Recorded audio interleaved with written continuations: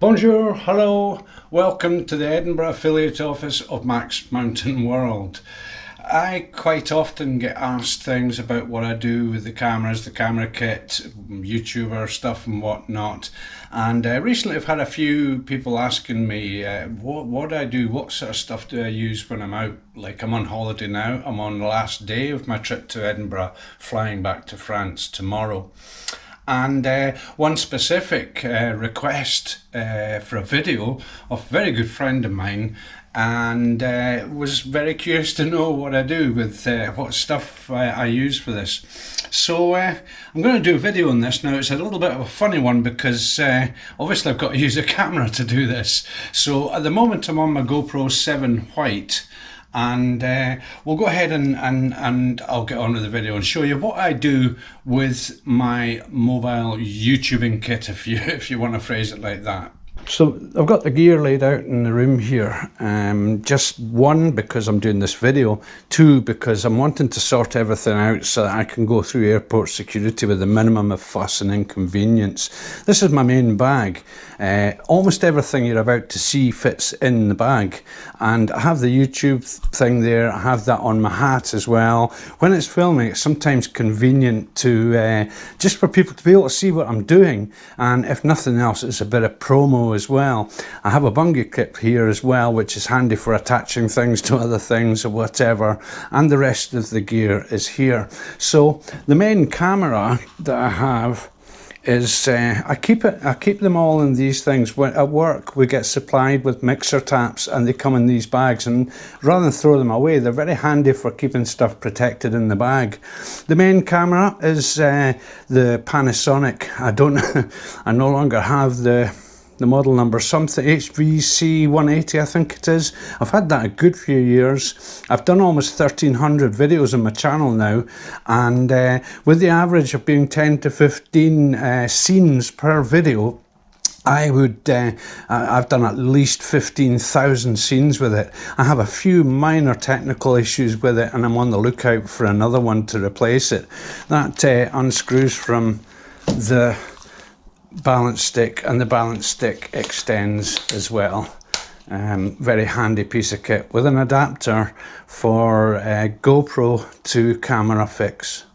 This is the bag that I keep the GoPro 7 White in, and I still have the original GoPro GoPro Hero, which I keep there. Very handy to have that because it doesn't have stabilization, and some stuff that I do works better without stabilization. The stabilization in the GoPro 7 White is pretty incredible, and nowhere near the absolute amazing stabilization of the GoPro 12, which is with the Creator Kit. This forms a tripod as such. You can tripod it up, it can turn, and it also doubles up as a remote Bluetooth control. It also is a battery backup for the camera's battery, and a totally incredible piece of kit. My latest camera investment just before winter, I did many action videos with this. Also, just to say that there's all the attachments. This actually comes with a light attachment as well, which I can fire up. It has different levels of light, goes very bright, or I can just switch that off and detach it off, sort of thing. So over to what we got next. Tripods. I have a mini tripod here, which is very handy for stuff. I've used that quite a bit for radio videos and stuff, and it all extends out and the top end extends up, stuff like that. Very handy piece of kit. And it's on a standard camera mount there, where I have all the adapters to go from camera mount to GoPro mount to camera mount, angled, extension, angled. I have mounts for fixing to stuff, fixing to other stuff, a head mount. I'm actually wearing the chest mount for this, and yeah, that's the kit here. I have an adapter here and a British plug, which I've not used, but it's there anyway if I need it. I'll come back to the charging side of things in a little bit. My latest investment is a huge tripod. Fantastic piece of kit, this. I'll show you it in the mirror just in case I've got the direction wrong with the camera, but it kind of unfolds in a very unconventional way, but it folds down so that it does actually fit in my bag, and everything is finger type control. So, you know, you see, just finger tight, and that's it locked. I can't move that, just with a finger and thumb. Same for the control for the swivel. That's not moving at all. I can adjust the extent that goes, so that's very loose, or I can have it tightened up so that it is a little bit stiffer. That can be regulated up, and then that again, it won't move. A control for turning that I can, again, all finger tight. A very nice piece of kit, and it extends out with another 4 sections down here and goes to a total height of 5 foot. The mount for the stick for this actually has a camera mount in the bottom of the GoPro 12 Creator Kit stick that can screw on and give me a little bit extra height if I need. As I say, I'm doing this in front of the mirror. Who knows how bizarre this is going to look in the video, but that's basically the kit that I carry for making the videos. 3-stage process. You make the videos, edit the videos, the computer processes it, and it gets uploaded. And I also have a head mount kit currently with a GoPro fitting on it, but again, I can adapt to and from. I can put any camera on any fixation, chest mount, head mount, tripod, mini tripod, any of the GoPros, any of the Panasonic, anything, and a few other cameras at home, but this is just what I bring out on the road and the field sort of thing. So the mini tripod here is very, very useful. You can set up the tensions and controls and stuff like that, but that goes virtually anywhere. And the main tripod here, as I say, if I just drop that down, again, there's another mirror there, but one thing I like about it, as I say, the GoPro mount can actually go straight on here, and one thing I like is the ease. When you open it up, you basically press that down, run that out, release that one first, and it's ready for the camera to just slot in like that. So you might ask, why 4 cameras? Well, the main camera is, as I say, the Panasonic. It has fantastic stability, especially with the zoom capability. It can go up to 500 times digital zoom, 90 times physical zoom. I can focus in, I've done videos on this before, I can focus in on the moon and look around the craters with that and stuff when it's balanced on a tripod or whatever. No stabilization in the original GoPro. Kind of handy for some stuff where the effect of moving around is quite good.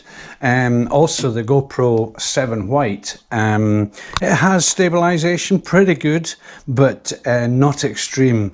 The extreme on the GoPro 12 Black is absolutely astonishing. Have a look at this.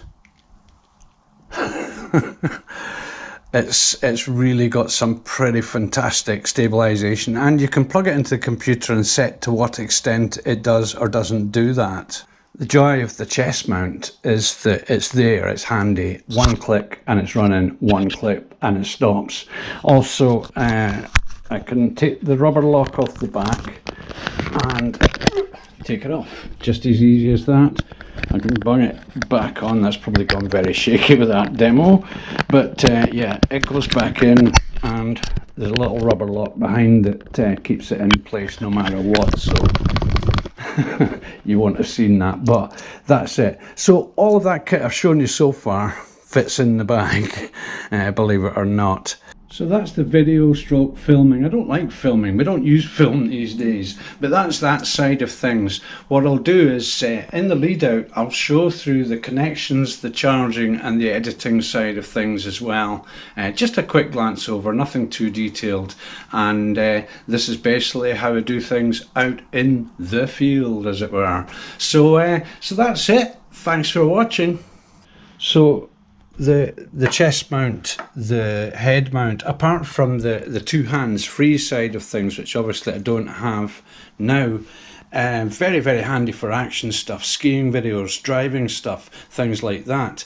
And going over here, my main computer here, a Lenovo, and I have a separate keyboard because this is actually on a French keyboard, so when I'm typing French stuff this is handy. When I'm not, I'm back to my standard QWERTY board here, and I kind of need that for the editing as well. I have a little bag here with various spare keys. Some of it's got info on it that I use, some isn't. Everything has redundancies, so there's at least two of everything. An adapter for the Android stuff, another adapter for the slightly older Android stuff, spare SD cards, spare micro SD card, and the three adapters there, the cables, and two hard drives with stuff on it as well. And there's a lot more cables in the bag, I just didn't bring them all out. So I'll just, while I'm just yakking away at this, I have the mouse here, a Logitech Bluetooth mouse. What I'll do is I'll quickly flick this over to the editing program that I use. It's called VSDC. It is a fantastic program, very, very complicated. I probably only use about 10% of it, but whilst that's loading up, I have a 10-way USB adapter which I use for the info stuff.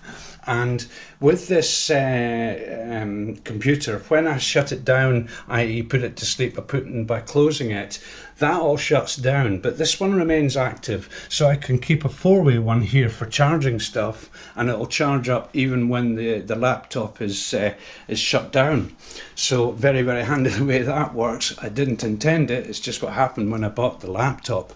So I also have Mr. Tablet here, which oh, I won't show you the code, which I use for internet information if I need to find information while I'm doing edits and stuff. And we've got the VSDC here active and ready to go. And if I can just, I'll just let that call itself Project 1.